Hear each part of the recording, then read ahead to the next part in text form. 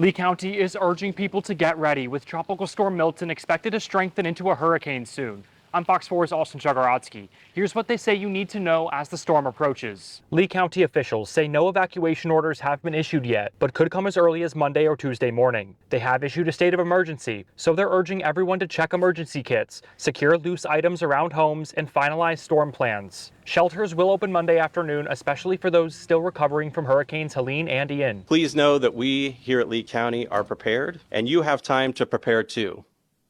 But that window to prepare is closing, and the time to take action is today. Lee County says sandbags are available at local fire departments, and debris collection from Hurricane Helene will continue through Tuesday, weather permitting. Officials are asking residents to avoid putting out new debris to reduce hazards. Reporting in Fort Myers, I'm Austin Chagarotsky, Fox 4 News.